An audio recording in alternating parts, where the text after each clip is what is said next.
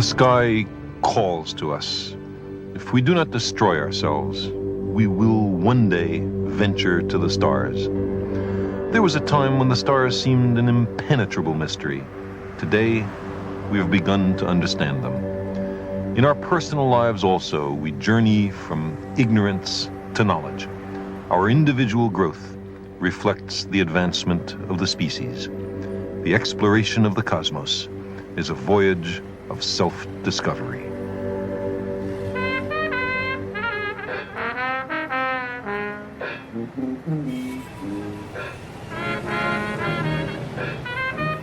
When I was a child, I lived here, in the Bensonhurst section of Brooklyn, in the city of New York.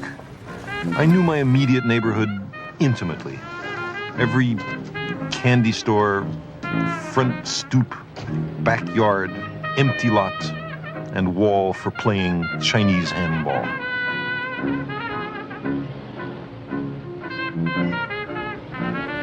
It was my whole world.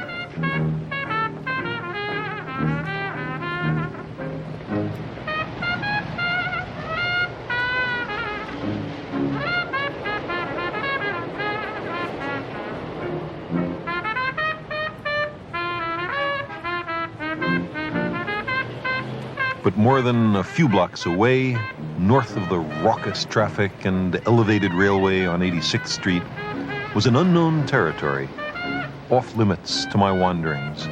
It could have been Mars for all I knew.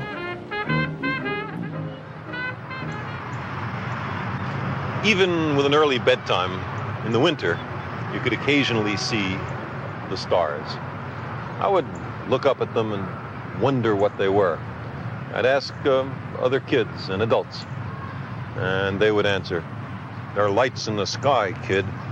Well, I could tell there were lights in the sky, but what were they? There had to be some deeper answer.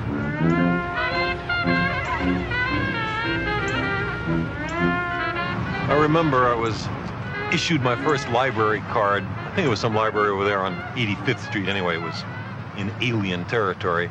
And I asked the librarian for a book on stars.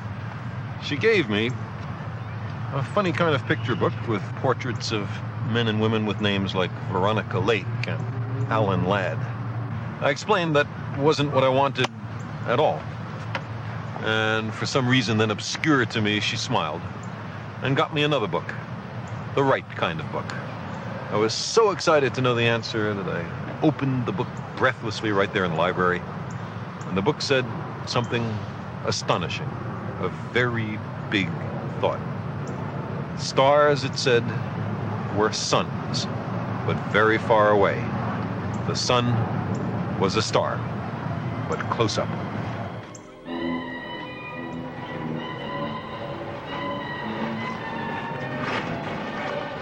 How, I wondered, could anybody know such things for sure?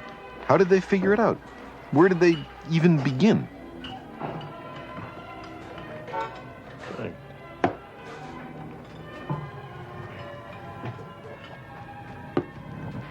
I was ignorant of the idea of angular size. I didn't know a thing about the inverse square law of the propagation of light. I didn't have the ghost of a chance of calculating the distance to the stars. But I could tell that if the stars were suns, they had to be awfully far away, further away than 86th Street, further away than Manhattan, further away probably than New Jersey. The universe had become much grander than I had ever guessed. And then I read another astonishing fact. The Earth, which includes Brooklyn, was a planet. It went around the sun. There were other planets. They also went around the sun, some closer to the sun, some further from the sun. But planets didn't shine by their own light the way the sun does. No, planets simply reflected the little bit of light that shines on them from the sun back to us. If you were a great distance away from the sun, you wouldn't be able to see the Earth or the other planets at all. Well, then, it stood to reason, I thought, that those other stars ought to have their own planets. And some of those planets ought to have life. why not? And that life ought to be pretty different from life as we know it, life here in Brooklyn. Ganymede, look at this amazing Ganymede stuff. Wait, I want to give to people who As a child, it was my immense good fortune to have parents and a few teachers who encouraged my curiosity. This was my 6th grade classroom. I came back here one afternoon to remember what it was like.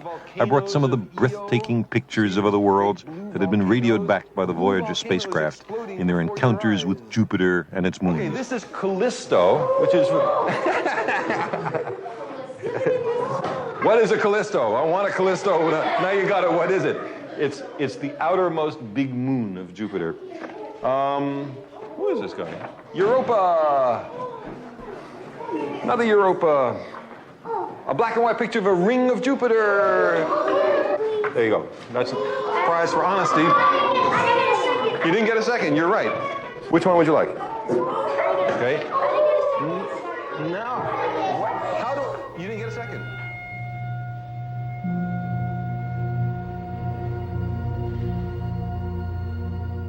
Every one of us begins life with an open mind, a driving curiosity, a sense of wonder. I thought it might be fun if we now had some questions. Why is the Earth round? Why isn't it square or any other shape? That's a good question. I like that question. That's a question I've asked myself. And the answer has to do with gravity. The Earth has a strong gravity. If you were to make a mountain very high, higher than Everest, you know, it's the biggest mountain on the Earth, it would be crushed by its own weight. You see, gravity pulls everything towards the center. So any really big bump on the Earth is crushed. But if you had a small object, a tiny world, the gravity is very low, and then it can be very different from a sphere. I think I have here a world that isn't a sphere. Here. Look at this one. See? It's lumpy. It's a lumpy world. Looks like a potato, right? There's a large potato orbiting the planet Mars. This is one of the moons of Mars. And that's a perfect example of it. You can have big departures from a sphere if your gravity is low. Now, a question in the front. Okay. Is the sun considered part of the Milky Way galaxy? Sure. You're considered part of the Milky Way galaxy. Everything except other galaxies is part of the Milky Way galaxy. The sun is one star. There is a few 100 billion stars in the Milky Way. And around each star, maybe, it's a whole bunch of planets. And on one of those planets is life. And one of the life forms on that planet is you. So you're a part of the Milky Way galaxy, too.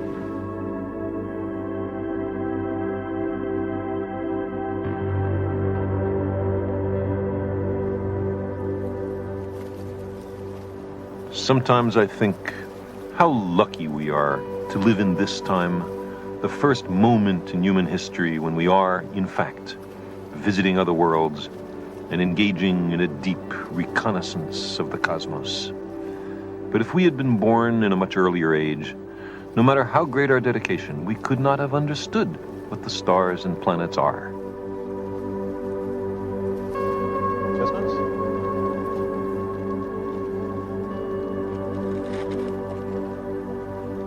We would not have known that there were other suns and other worlds. This is one of the great secrets, wrested from nature through 1,000,000 years of patient observation and courageous thinking. Human beings have always asked questions about the stars. It's as natural as breathing. But imagine a time before science had found out the answers. Imagine what it was like, say, hundreds of thousands of years ago, soon after the discovery of fire. We were just as smart, just as curious then as we are now. Sometimes it seems to me that there were people then who thought like this. We are wandering hunter folk. Fire keeps us warm. Its light makes holes in the darkness. It keeps hungry animals away. In the darkness, we can see each other and talk. We take care of the flame. The flame takes care of us. The stars are not near to us. When we climb a hill or a tree, they are no closer. They flicker with a strange, cold, white, faraway light. Many of them, all over the sky, but only at night. I wonder what they are.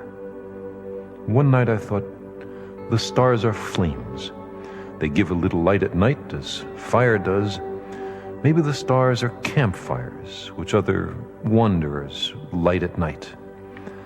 The stars give a much smaller light than campfires, so they must be very far away. I wonder if our campfires look like stars to the people in the sky. But why don't those campfires and the wanderers who made them fall down at our feet?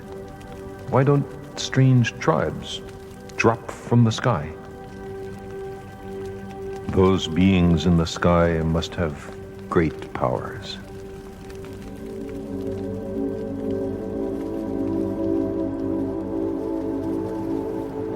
I don't suppose that every hunter-gatherer had such thoughts about the stars, but we know from contemporary hunter-gatherer communities that very imaginative ideas arise. The Bushmen of the Kalahari Desert in the Republic of Botswana have an explanation of the Milky Way. At their latitude, it's often overhead. They call it the backbone of night. They believe it holds the sky up. They believe that if not for the Milky Way, pieces of sky would come crashing down at our feet.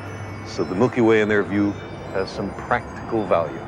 The backbone of night.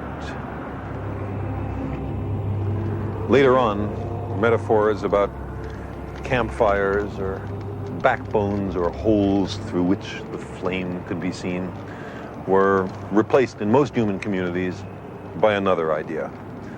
The powerful beings in the sky were promoted to gods.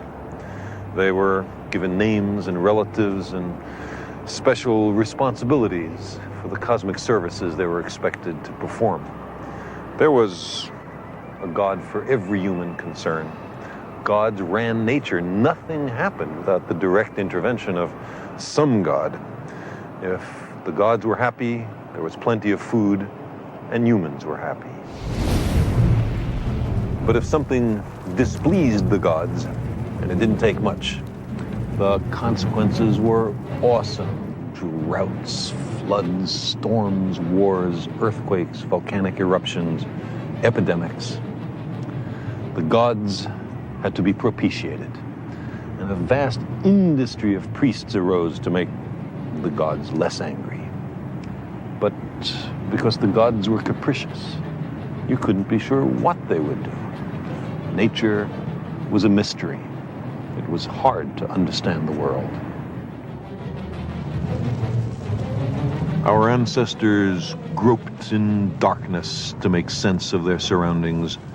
Powerless before nature, they invented rituals and myths, some desperate and cruel, others imaginative and benign. The ancient Greeks explained that diffuse band of brightness in the night sky as the milk of the goddess Hera squirted from her breast across the heavens. We still call it the Milky Way.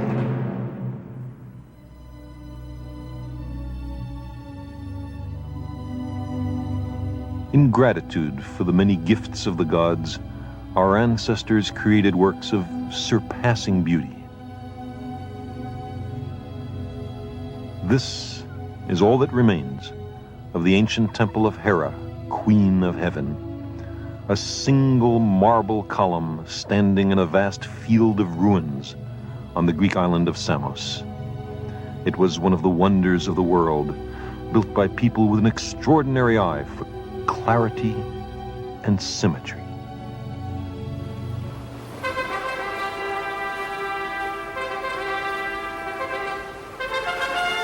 Those who thronged that temple were also the architects of a bridge from their world to ours. We were moving once again in our voyage of self-discovery on our journey to the stars.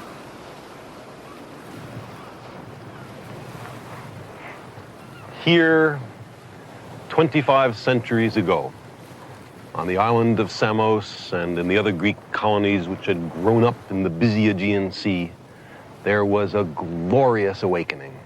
Suddenly, there were people who believed that everything was made of atoms, that human beings and other animals had evolved from simpler forms, that diseases were not caused by demons or the gods, that the earth was only a planet going around a sun which was very far away.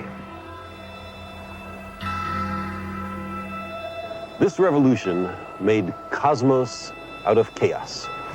Here, in the 6th century BC, a new idea developed, one of the great ideas of the human species. It was argued that the universe was knowable. Why? Because it was ordered, because there are regularities in nature which permit its secrets to be uncovered. Nature was not entirely unpredictable. There were rules which even she had to obey. This ordered and admirable character of the universe was called cosmos. And it was set in stark contradiction to the idea of chaos. This was the first conflict of which we know between science and mysticism, between nature and the gods.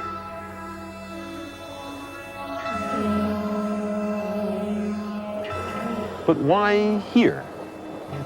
Why in these remote islands and inlets of the Eastern Mediterranean?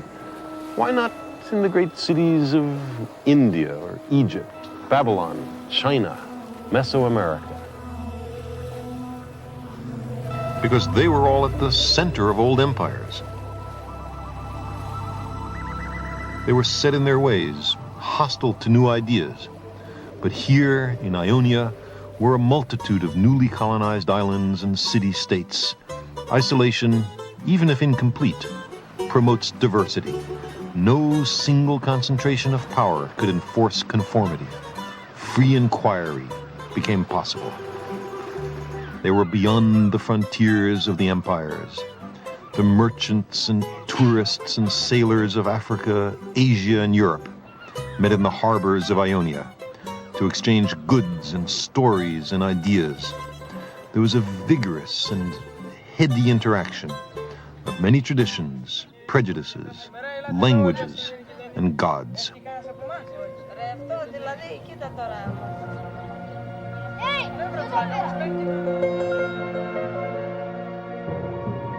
These people were ready to experiment. Once you are open to questioning rituals and time-honored practices, you find that one question leads to another.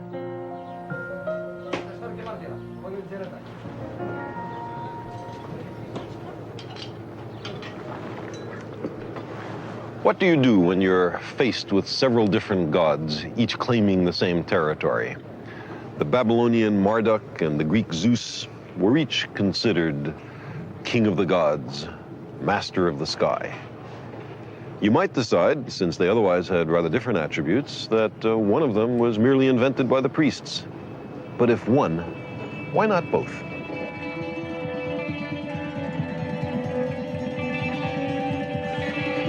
And so it was here that the great idea arose, the realization that there might be a way to know the world without the God hypothesis, that there might be principles, forces, laws of nature, through which the world might be understood without attributing the fall of every sparrow to the direct intervention of Zeus. This is the place where science was born. That's why we're here. This great revolution happened between 600 and 400 BC. It was accomplished by the same practical and productive people who made the society function. Political power was in the hands of the merchants, who promoted the technology on which their prosperity depended. The earliest pioneers of science were merchants and artisans and their children.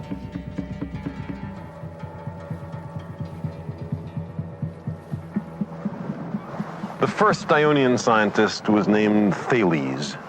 He was born over there in the city of Miletus across this narrow strait. He had traveled in Egypt and was conversant with the knowledge of Babylon. Like the Babylonians, he believed that the world had once all been water. To explain the dry land, the Babylonians added that their god Marduk had placed a mat on the face of the waters and piled dirt on top of it. Thales had a similar view, but he left Marduk out. Yes, the world had once been mostly water, but it was a natural process which explained the dry land. Thales thought it was similar to the silting up he had observed at the delta of the river Nile. Whether Thales' conclusions were right or wrong is not nearly as important as his approach. The world was not made by the gods, but instead was the result of material forces interacting in nature. Thales brought back from Babylon and Egypt the seeds of new sciences, astronomy and geometry, sciences which would sprout and grow in the fertile soil of Ionia. Anaximandro of Miletus, over there, was a friend and colleague of Thales, one of the first people that we know of to have actually done an experiment. By examining the moving shadow cast by a vertical stick, he determined accurately the length of the year and the length of the seasons. For ages, men had used sticks to club and spear each other, and Anaximandro used a stick to measure time.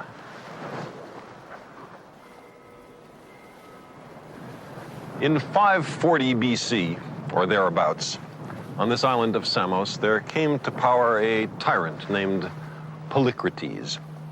He seems to have started as a caterer and then went on to international piracy. His loot was unloaded on this very breakwater.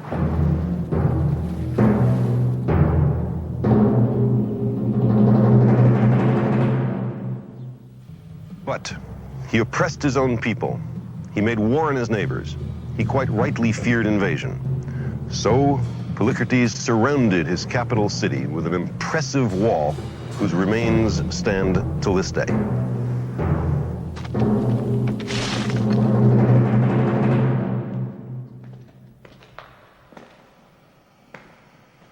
To carry water from a distant spring through the fortifications, he ordered this great tunnel built.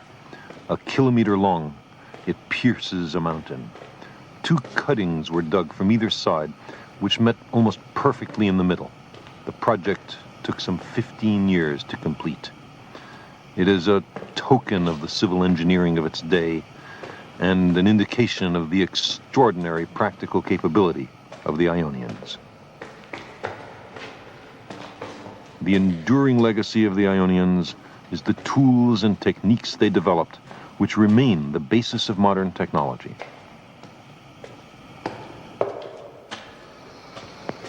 This was the time of Theodorus, the master engineer of the age, a man who is credited with the invention of the key, the ruler, the carpenter's square, the level, the lathe, bronze casting.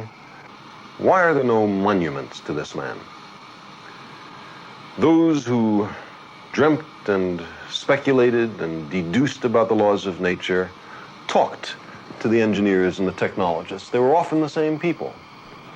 The practical and the theoretical were one.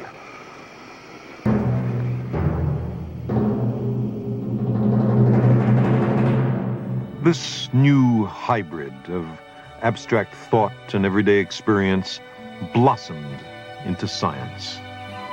When these practical men turned their attention to the natural world, they began to uncover hidden wonders and breathtaking possibilities. Anaximandro studied the profusion of living things and saw their interrelationships. He concluded that life had originated in water and mud, and then colonized the dry land.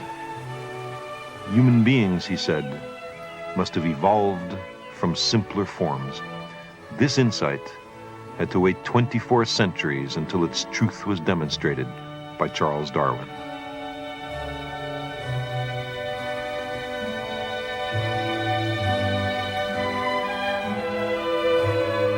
Nothing was excluded from the investigations of these first scientists. Even the air became the subject of close examination by a Greek from Sicily named Empédocles. He made an astonishing discovery with a household implement that people had used for centuries. This is the so-called water thief. It's a brazen sphere with a neck and a hole at the top, and a set of little holes at the bottom. It was used as a kitchen ladle. You fill it by immersing it in water. If, after it's been in there a little bit, you pull it out with the neck uncovered, then the water trickles out the little holes, making a small shower. Instead, if you pull it out with the neck covered, the water is retained.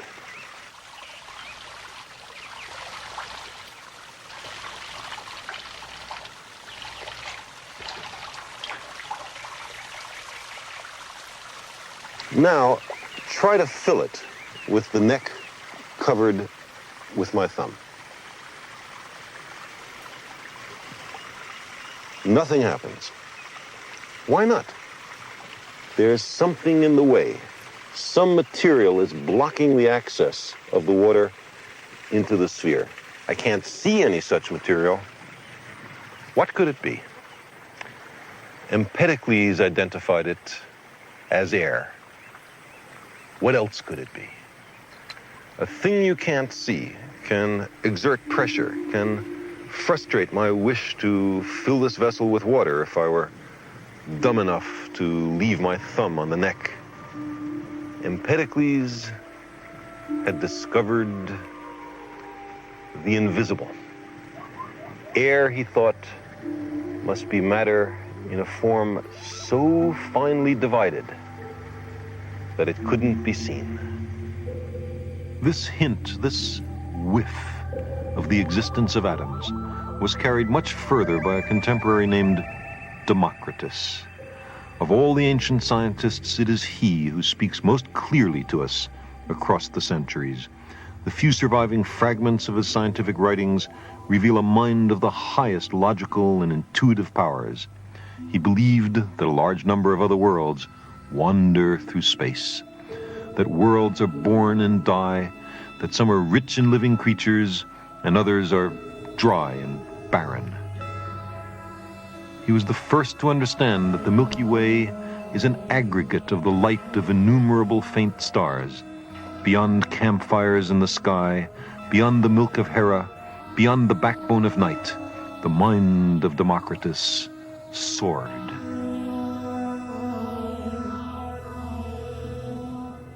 He saw deep connections between the heavens and the earth. Man, he said, is a microcosm, a little cosmos.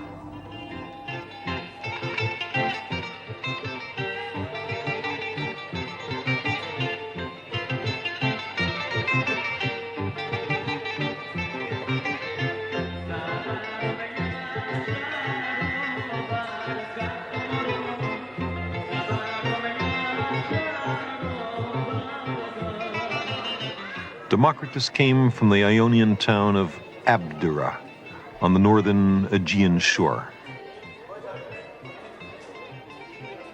In those days, Abdera was the butt of jokes. If around the year 400 BC, in the equivalent of a little outdoor restaurant like this, you told a story about someone from Abdera, you were guaranteed a laugh. It was, in a way, the Brooklyn of its time. For Democritus, all of life was to be enjoyed and understood. In fact, for him, understanding and enjoyment were pretty much the same thing. He said, a life without festivity is a long road without an inn. Democritus may have come from Abdera, but he was no dummy. Democritus understood that the complex forms, changes, and motions of the material world all derive from the interaction of very simple moving parts. He called these parts atoms.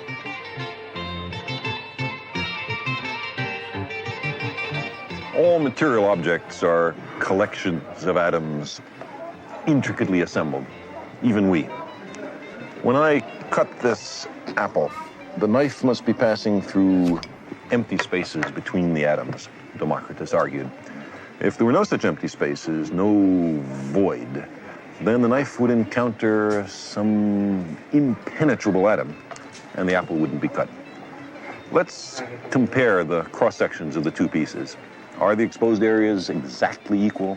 No, said Democritus. The curvature of the apple forces this slice to be slightly shorter than the rest of the apple.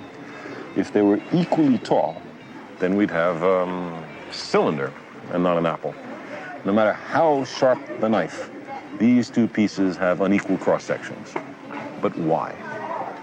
Because on the scale of the very small, matter exhibits some irreducible roughness. And this fine scale of roughness, Democritus of Abdera identified with the world of the atoms. His arguments are not those we use today, but they're elegant and subtle and derived from everyday experience. And his conclusions were fundamentally right.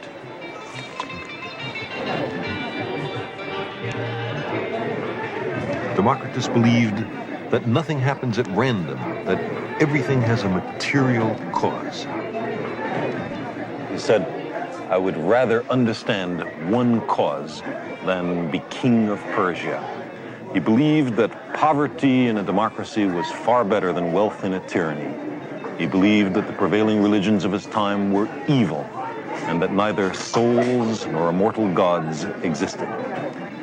There is no evidence that Democritus was persecuted for his beliefs. But then again, he came from Abdera. However, in his time, the brief tradition of tolerance for unconventional views was beginning to erode. For instance, the prevailing belief was that the moon and the sun were gods. Another contemporary Of Democritus, named Anaximandro, taught that the moon was a place made of ordinary matter and that the sun was a red-hot stone far away in the sky. For this, Anaximandro was condemned, convicted, and imprisoned for impiety, a religious crime. People began to be persecuted for their ideas. A portrait of Democritus is now on the Greek 100 drachma note. But his ideas were suppressed and his influence on history made minor. The mystics were beginning to win.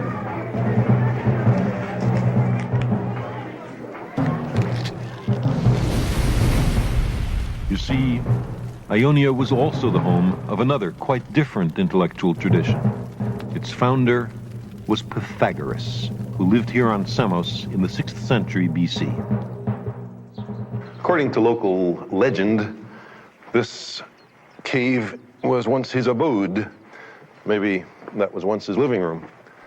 Many centuries later, this small Greek Orthodox shrine was erected on his front porch. There's a continuity of tradition from Pythagoras to Christianity.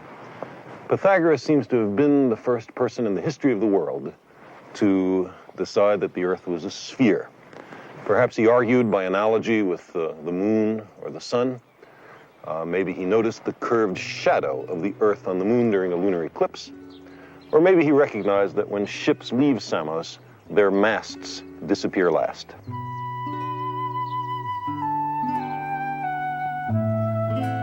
Pythagoras believed that a mathematical harmony underlies all of nature.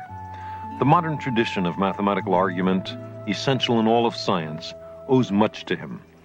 And the notion that the heavenly bodies move to a kind of music of the spheres, was also derived from Pythagoras. It was he who first used the word cosmos to mean a well-ordered and harmonious universe, a world amenable to human understanding.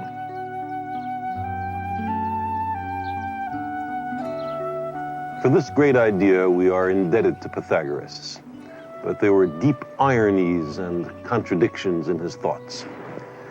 Many of the Ionians believed that the underlying harmony and unity of the universe was accessible through observation and experiment, the method which dominates science today. However, Pythagoras had a very different method. He believed that the laws of nature could be deduced by pure thought.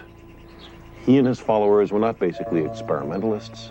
They were mathematicians, and they were thoroughgoing mystics.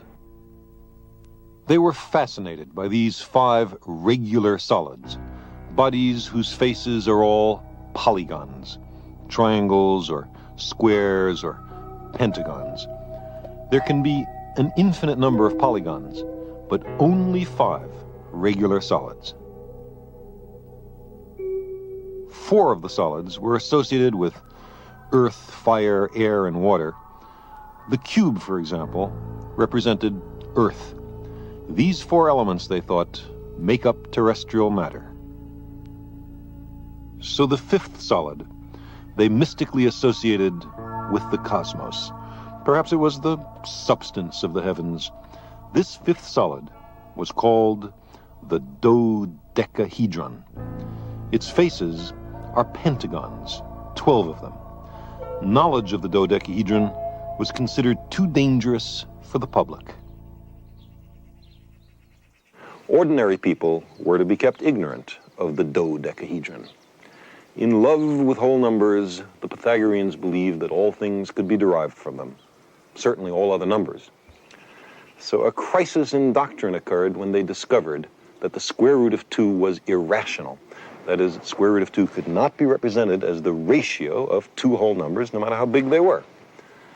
Irrational originally meant only that you can't express a number as a ratio.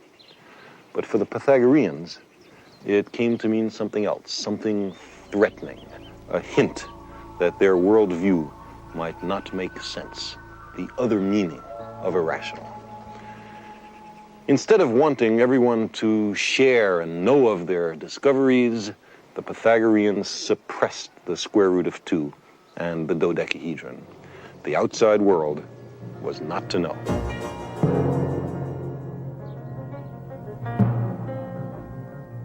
The Pythagoreans had discovered, in the mathematical underpinnings of nature, one of the 2 most powerful scientific tools. The other, of course, is experiment. But instead of using their insight to advance the collective voyage of human discovery, they made of it little more than the hocus-pocus of a mystery cult. Science and mathematics were to be removed from the hands of the merchants and the artisans. This tendency found its most effective advocate in a follower of Pythagoras named Plato.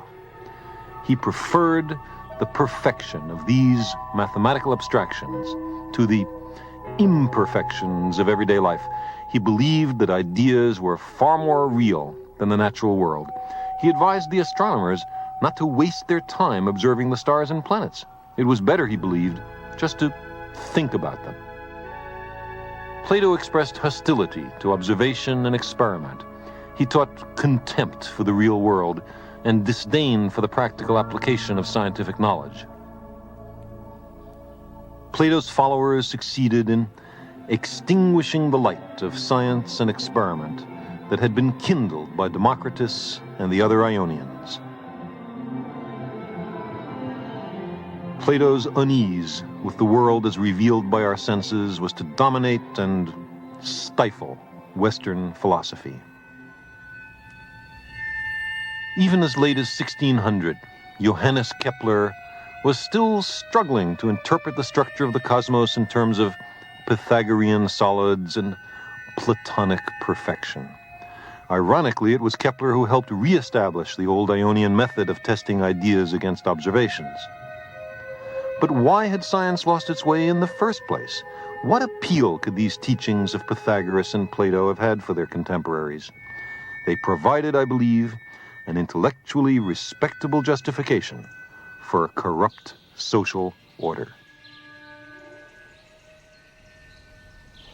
The mercantile tradition, which had led to Ionian science, also led to a slave economy. You could get richer if you owned a lot of slaves.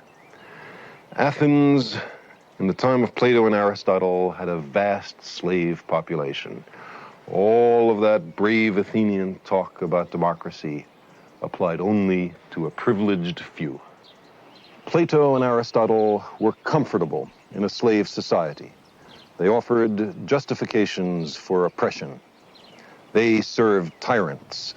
They taught the alienation of the body from the mind, a natural enough idea, I suppose, in a slave society. They separated thought from matter. They divorced the earth from the heavens, divisions which were to dominate Western thinking for more than 20 centuries. The Pythagoreans had won.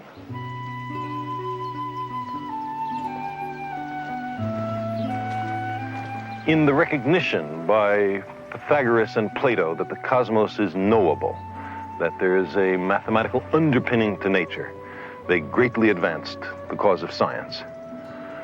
But in the suppression of disquieting facts, the sense that science should be kept for a small elite, the distaste for experiment, the embrace of mysticism, the easy acceptance of slave societies, their influence has significantly set back the human endeavor.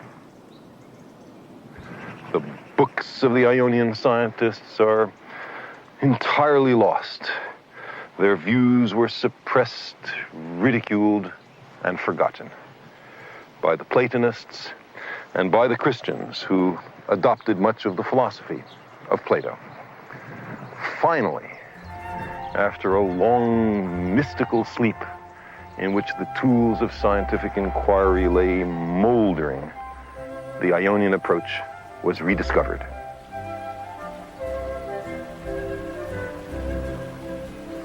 The Western world reawakened. Experiment and open inquiry slowly became respectable once again.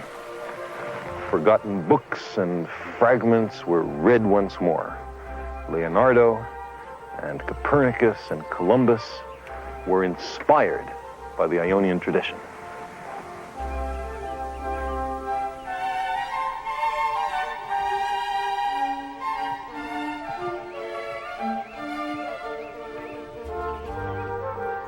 The Pythagoreans and their successors held the peculiar notion that the earth was tainted, somehow nasty, while the heavens were pristine and divine.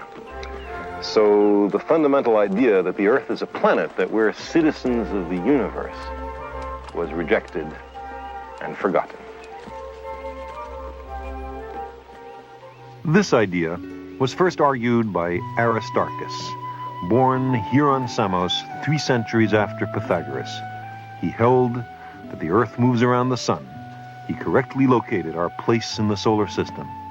For his trouble, he was accused of heresy. From the size of the Earth's shadow on the moon during a lunar eclipse, he deduced that the sun had to be much, much larger than the Earth, and also very far away. From this, he may have argued that it was absurd for so large an object as the sun to be going around so small an object as the Earth. So he put the sun, rather than the Earth, at the center of the solar system. And he had the Earth and the other planets going around the sun. He also had the Earth rotating on its axis once a day. These are ideas that we ordinarily associate with the name Copernicus. But Copernicus seems to have gotten at least some hint of these ideas by reading about Aristarchus. In fact, in the manuscript of Copernicus's book, he referred to Aristarchus, but in the final version, he suppressed the citation.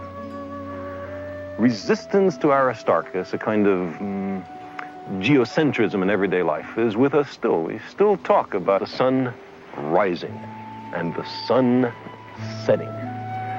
It's 2,200 years since Aristarchus, and the language still pretends that the earth does not turn, that the sun is not at the center of the solar system.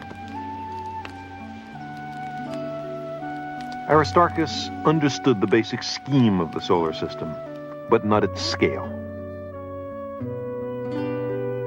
He knew that the planets move in concentric orbits about the sun, and he probably knew their order out to Saturn. But he was much too modest in his estimates of how far apart the planets are. In order to calculate the true scale of the solar system, you need a telescope. It wasn't until the 17th century that astronomers were able to get even a rough estimate of the distance to the sun. And once you knew the distance to the sun, what about the stars? How far away are they?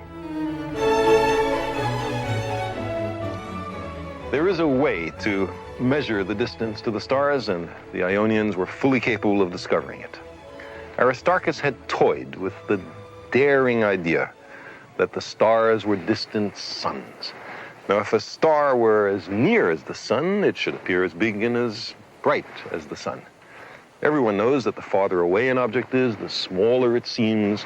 This inverse proportionality between apparent size and distance is the basis of perspective in art and photography. So the further away we are from the sun, the smaller and dimmer it appears. How far from the sun would we have to be for it to appear as small and dim as a star? Or equivalently, how small a piece of sun would be as bright as a star?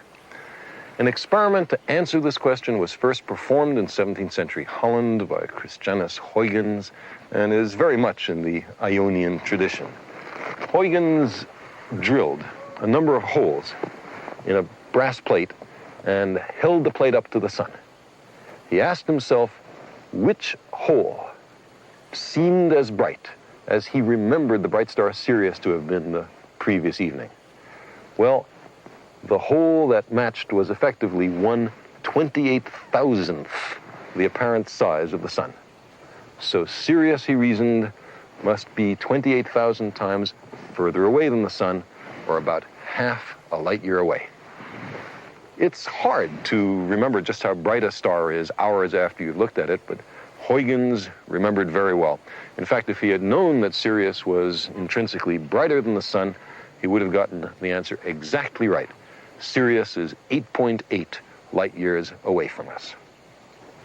Between Aristarchus and Huygens, people had answered that question which had so excited me as a young boy growing up in Brooklyn, the question, what are the stars?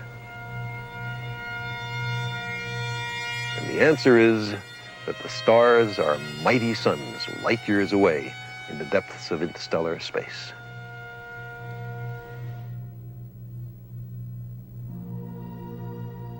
And around those suns, are there other planets? And on those other worlds, are there beings who wonder as we do? Here is a light bulb, which is supposed to represent a nearby star. And next to it, and very hard to see because of the bright light, is a planet. Now we'll need a volunteer who would like to come up with these. Ordinarily, you would have a hard time seeing the planet because it's so close that the star washes out the planet. But if we were able to put something in front of the star to make an artificial eclipse, then we might be able to see the planet. So I'm going to stand over here. Imagine that I'm a telescope somewhere near the Earth. And Tab, if you'd slowly move the disk across. Good. A little faster would be nice. Good. Now you're just beginning to cover over the star. I really can't see the planet at all. Keep going. Good. Now right there, I can't see the star at all, and I see the planet lit by the light of the star. Now that is a method for looking for planets around nearby stars. And that method uses a spacecraft to hold the disk and scan the sky for another telescope to see if there are any planets. So, Tab, you have successfully accomplished your mission to look for planets around other stars. Thank you for being our interplanetary spacecraft. So, this is one way, and there are spaceships that will be able to do this in the next 10 years or so. And there's another way. This has already been tried from the Earth. Imagine that there's a nearby star that you can see, it's bright, and it has a dark companion, a planet, shining only by reflected light near it, so dim you can't see it. But imagine that this planet and its star are going around each other, like that. You can see the star, you can't see the planet. So now I'm going to need 2 volunteers. One, you two. Because, just to save some time, because now, I need one of you to turn the star and the planet, and another person to pull the star and planet along. And what you will see is that the star you can make out will be moving in a funny, wiggly pattern, which will be the clue, the evidence for the existence of the dark planet. Okay, let's have a spin. Good. And a pull. And you see this funny motion that the star makes because of the planet. Thank you very much. So that's another way of finding out the existence of a planet that you couldn't see directly. Well, both of these methods are being used. And by the time that you people are as old as I am, we should know for all the nearest stars whether they have planets going around them or not. We might know dozens or even hundreds of other planetary systems and see if they're like our own or very different or no other planets going around other stars at all. That will happen in your lifetime. And it'll be the first time in the history of the world that anybody found out really if there are planets around the other stars. Now, the nearby stars, the ones you can see with the naked eye, those are all in what's called the solar neighborhood. That's really what astronomers call it, the neighborhood. But it's a very tiny place in the Milky Way galaxy. The Milky Way is that band of light that you see across the sky on a clear night. I can't tell if there are any more clear nights in Brooklyn, but you must have seen the Milky Way, right? See a faint band of light at night? Well, that's just 100 billion stars, all seen together, edge on, as in this picture. If you could get out of the Milky Way galaxy and look down on it, it would look like that picture. And if we did look down on the Milky Way galaxy, where would the sun and nearby stars be? Would it be in the center where things look important or at least well lit? No. We would be way out here in the suburbs, in the countryside of the galaxy. We're not in any important place. All the stars you could see would be in a little place like that. And the Milky Way would be this band of light, 100 billion stars all together. The fact that we live in the outskirts of the galaxy was discovered long time ago, towards the end of the First World War, by a man named Harlow Shapley, who was mapping the position of these clusters of stars. See, every one of these is a bunch of maybe 10,000 stars all together. It's called a globular cluster. And you can see that they are centered around the middle, the center of the galaxy. People used to think that the sun was at the center of the galaxy, something important about our position. It turns out to be wrong. We live in the outskirts. The globular clusters are centered around the marvelous middle of the Milky Way galaxy. And then it turned out that this isn't the only galaxy. We live in this one, but there are many others. And as this picture reminds us, there are many different kinds of galaxies, of which ours might be just this one. There are, in fact, 100 billion other galaxies, each of which contains something like 100 billion stars. Think of how many stars and planets and kinds of life there may be in this vast and awesome universe. As long as there have been humans, We have searched for our place in the cosmos. Where are we? Who are we? We find that we live on an insignificant planet of a humdrum star, lost in a galaxy tucked away in some forgotten corner of a universe in which there are far more galaxies than people.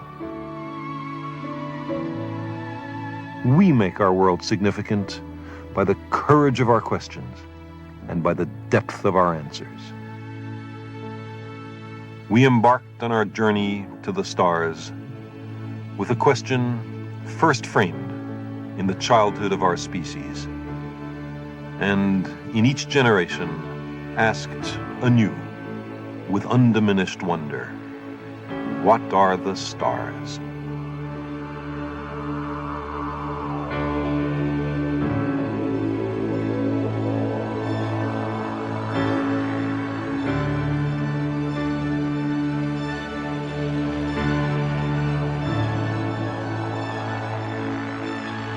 Exploration is in our nature.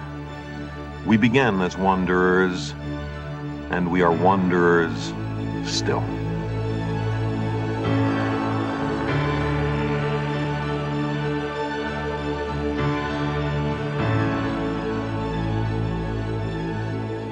We have lingered long enough on the shores of the cosmic ocean.